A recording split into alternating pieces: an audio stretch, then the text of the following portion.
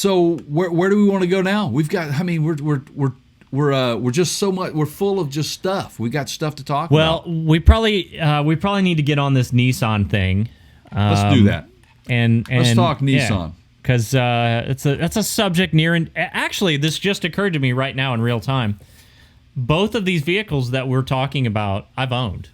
I've owned previous generations. Yes.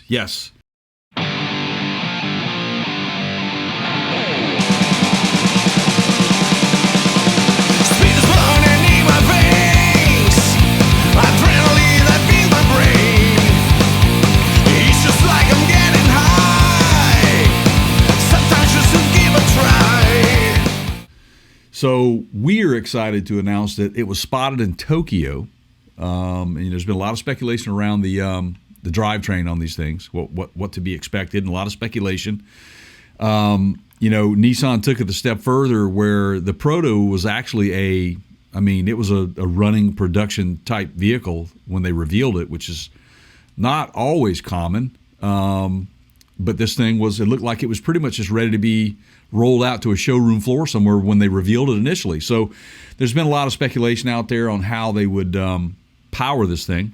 They revealed manual transmission would be coming, that there would be some automatic transmissions.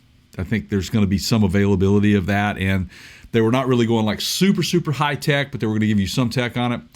But what's exciting, man, is that, and it makes sense, there was a guy that was in Tokyo at a location where they typically put out their new vehicles on display, and the Nissan Z Proto was there, and somebody just happened to take a picture of the vehicle when the hood was up, and close up, it looks like it will be the 4.0, the 400 Red Sport series. Excuse me, not 4.0, but the 400 Red Sport series engine. And by the photos and the positioning of certain things, they kind of, came up with that. It says while the engine cover on the Z Proto was different than the one shrouding in the Infinity Q50 and Q60 400 Red Sport, there are other clues that point to the VR30 twin turbo. Yeah, so this is an engine used by Infinity in several of their models. We speculated heavily that this is going to be the one that they were going to go with. Yeah, there would be a 400 horsepower version of it. It's really looking more and more like it will be a 400Z in model name. Yep. This is a twin turbo V6. So previous generations did not have that. Well, first of all, they didn't have that displacement, but they weren't turbocharged. This would be... That's right. This will be a twin turbo, yeah. That's right. So interestingly enough, though, they're saying, hey, everybody, remember these are still prototypes we're looking at, so they could change the engine.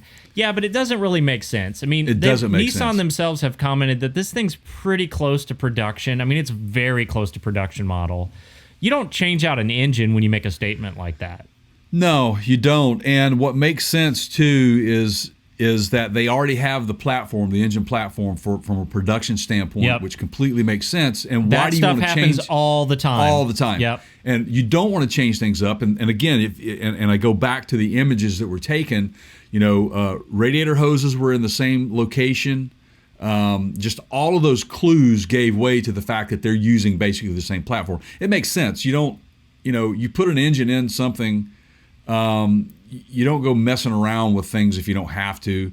You're setting yourself up for failure from, it could be a cooling situation because you've moved something from one location to another, without the engineering behind it. But yeah, we'll see. It's interesting there.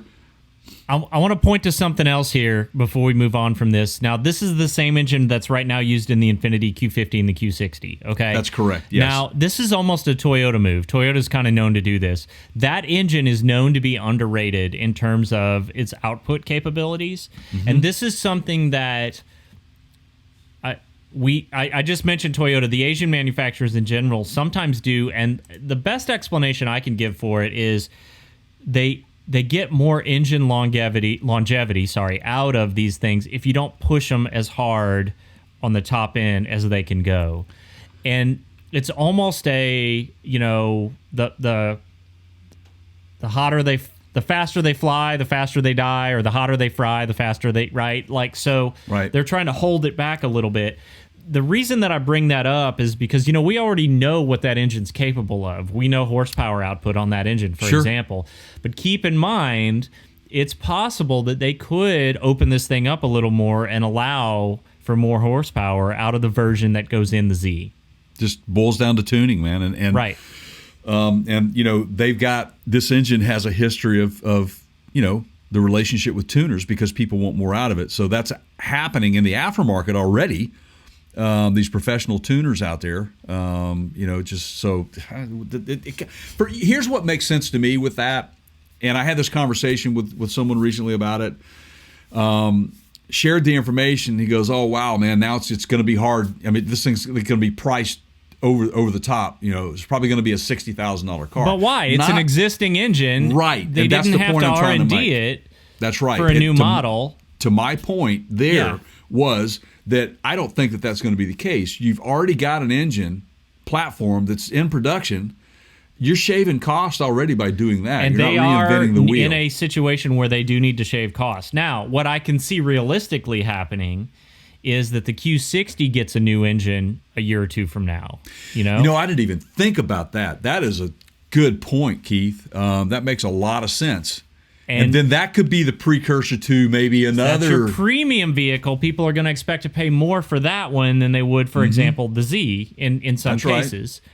Yep. So you absorb the expense of dropping a new engine into a new model on your luxury brand. That's exactly right, man. It makes so much sense.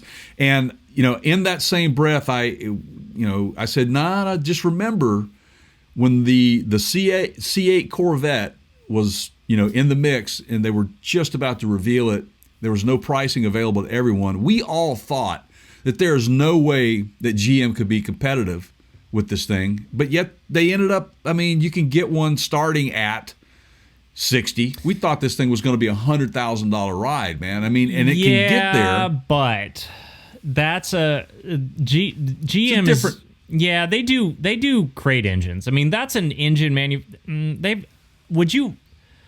arguably GM has more experience in building high output engines than Nissan. Absolutely.